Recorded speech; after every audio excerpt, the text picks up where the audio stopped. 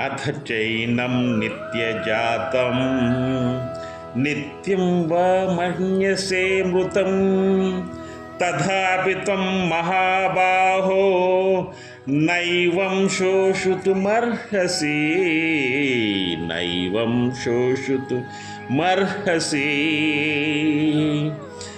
అథ చైనం నిత్యజాతం నిత్యం వా మన్యసే మృతం తదాపి త్వం మహాబాహో నైవం శోషితుమర్హసి నైవం శోషితుమర్హసి.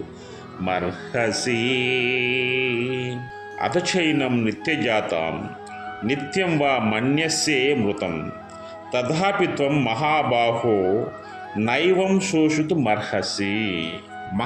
మహాబాహు అంటే గొప్ప బాహువులు కల అని, అధచ అంటే ఒకవేళ, ఏనం అంటే ఈ ఆత్మను అని, నిత్యజాతం వా అంటే ఎల్లప్పుడూ పుట్టగలవాని కానీ అంటే ఎల్లప్పుడూ పుట్టుచూ ఉండేవాడుగా కానీ అని అర్థం. నిత్యం అంటే ఎల్లప్పుడూ, మృతం అంటే మరణము కలవాడిగా కానీ అని, మన్యసే అంటే తలంతు నేనే అని, తథాపి అంటే అట్లయినను అని, ఏవం అంటే ఈ రీతిగాని, శోచితం అంటే దుఃఖించుటకు అని, త్వం నీవు అని, నహర్పది అంటే తగదు అని. తాత్పర్యం ఏంటంటే, ఓ అర్జున, ఒకవేళ ఈ ఆత్మ దేహముతో పాటు నిరంతరము పుట్టుచూ చచ్చుచూ ఉన్నా కానీ, అట్టి స్థితి ఎందు ఉన్నా కానీ నీవు నీ ప్రకారముగా శోచించడం తగదు.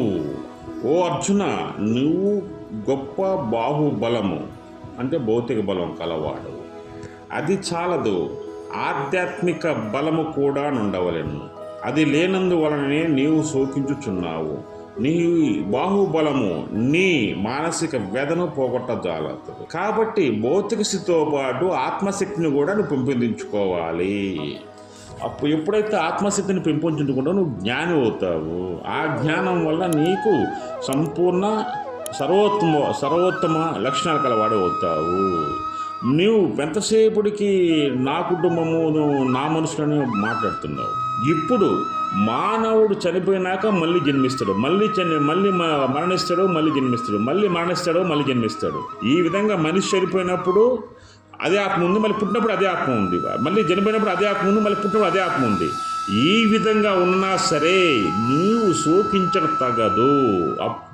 ఎప్పుడైతే నువ్వు ఆత్మజ్ఞానాన్ని పొందుతావో అప్పుడే నీ దుఃఖ రాహిత్యమవుతుంది, దుఃఖం అనేది వెళ్ళిపోతుంది. ముందు ఆత్మజ్ఞానాన్ని పొందు.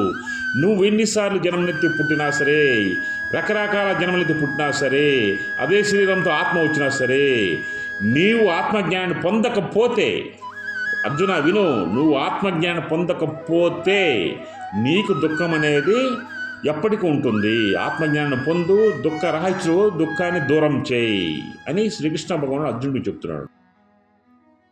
జై శ్రీకృష్ణ, జై శ్రీకృష్ణ, జై శ్రీ.